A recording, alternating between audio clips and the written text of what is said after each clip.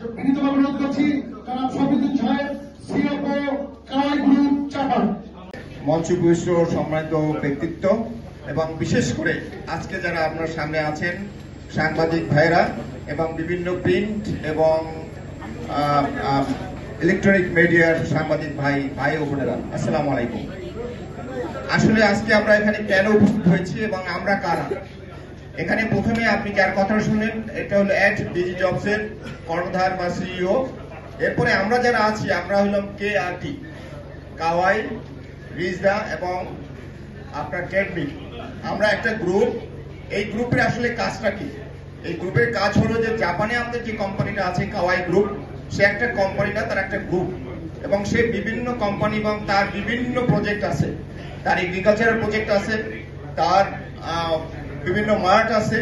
সে বিভিন্ন দেশ থেকে আইটি এবং ইঞ্জিনিয়ারকে সংগ্রহ করে জাপানের বিভিন্ন কোম্পানিতে প্লেস করেন এবং তার অনেকগুলো লাইসেন্স আছে, যে লাইসেন্সের মাধ্যমে সে ভিসা সহজীকরণ করতে পারেন, সে লোকদের নিয়োগ করতে পারেন এবং প্লেসমেন্ট করতে পারেন। সংক্ষেপে বললাম, বাট অনেক বিরাট গ্রুপ একটা। সেই গ্রুপের সাথে আমরা সম্পৃক্ত, অর্থাৎ আমরা এখানে যারা রিজদা আছি, রিজদার কাজ হলো যে ট্রেনিং করা।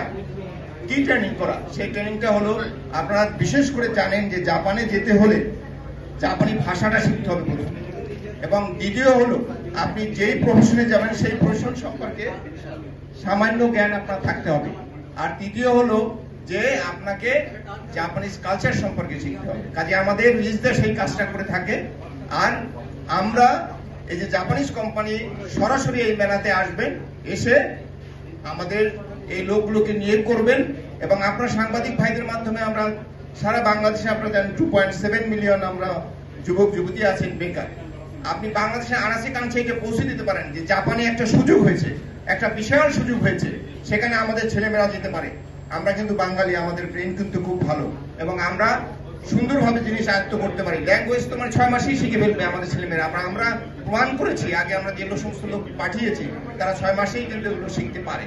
কাজে আমাদের এই ছেলেমেয়েরা যদি এই ট্রেনিং সেন্টারে আসে তাহলে কিন্তু তারা 6 মাসে শিখে এখানে জাপানে চাকরি নিতে পারবে। শিক্ষাটা অত বড় কথা না, বড় কথাটা হলো যে তাকে ওই পরিবেশে, সেই পরিবেশটা আমরা দিচ্ছি, জাপানি টিচারের মাধ্যমে আমরা শিক্ষা দেওয়া হচ্ছি এবং সেখানে যাবে। এখানে কিন্তু ওই যে প্রতারণার কথাটা আসছিলেন আপনারা, আসলে প্রতারণা হচ্ছে, কিন্তু প্রতারণার এখানে কোনো সুযোগ নাই। ওই ছেলে বা ওই মেয়েকে ল্যাঙ্গুয়েজটা আগে শিখতে হবে, যে আপনার ফাউন্ডেশন ট্রেনিংটা আগে তাকে নিতে হবে, জাপানিজ যে কালচারের সম্পর্কে কিছু জানতে হবে এবং সে যে কাজটা করবে সেই সম্পর্কে সামান্য জ্ঞান থাকতে হবে। তাহলেই সে জাপানে যেতে পারবে চাকরি নিয়ে। তার ইনিশিয়াল চাকরিটা কিন্তু 1 বছরের জন্য, ওখানে কিন্তু তারা আবার ট্রেনিং দিয়ে তাকে উপযুক্ত করবে এবং আস্তে আস্তে তার চাকরি যেরকম তার স্যালারিও বাঁচবে এবং পরবর্তীতে সে কিন্তু ওখানে পার্মানেন্ট হতে পারবে। এটা বিস্তারিত বলবেন আমাদের সিও সাহেব আছেন, উনি বিস্তারিত বলবেন এমপি সাহেব। আমি বিস্তারিত বললাম না, কিন্তু এখানে প্রতারণার কোনো সুযোগ নাই।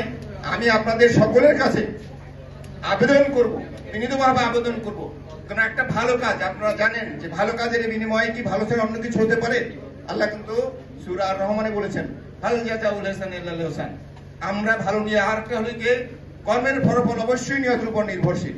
আমাদের কিন্তু নিয়তটা হলো যে আমরা বাংলাদেশের যুবক যুবতীকে বেশি বেশি পরিমাণে জাপানে পাঠাবো, উপযুক্ত স্কিল করে পাঠাবো। আমাদের নিয়ত ভালো। আপনারা এই খবরটুকু সারা বাংলাদেশে পৌঁছে দিবেন, এই আবেদনটুকু রেখে আমি আমার বক্তব্য শেষ করছি। আল্লাহ হাফেজ। জব পাওয়ার ব্যবস্থা আছে, বাকি বিষয়গুলো এনশিওর করবে আমাদের সরকার এবং সরকারের নিয়ন্ত্রণ কানুনগুলো। মূলত এই বিষয়টা হচ্ছে আমাদের দেশের বেকার সমস্যা সমাধান করার জন্য যেটুকু আমাদের নিজেদের দরকার ছিল, সেটা জাপান সরকারের পক্ষ থেকে জাপানিজ একটা কোম্পানি এই মেলার আয়োজন করেছে। আপনাদের সবাইকে ধন্যবাদ এবং ভালো থাকবেন, কৃতজ্ঞতা। সবাইকে আমাদের এই জায়গায় উপস্থিত হওয়ার জন্য আন্তরিকভাবে কৃতজ্ঞতা জানাচ্ছি, ধন্যবাদ জানাচ্ছি। আপনারা আজকে আমাদের এই আপনাদের সবাইকে আমরা কৃতজ্ঞতা জানাচ্ছি। আবার আমি শুধু দুটো কথাই বলব, বাংলাদেশে এই জব সেক্টরে আমাদের সবচেয়ে বড় সমস্যা হচ্ছে একটা নিশ্চিত জব পাওয়া।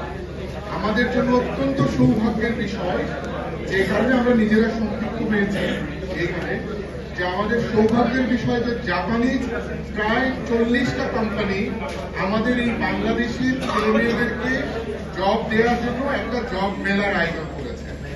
এই যে জব মেলার আয়োজন করেছে, এইটা বাংলাদেশের মানুষের জন্য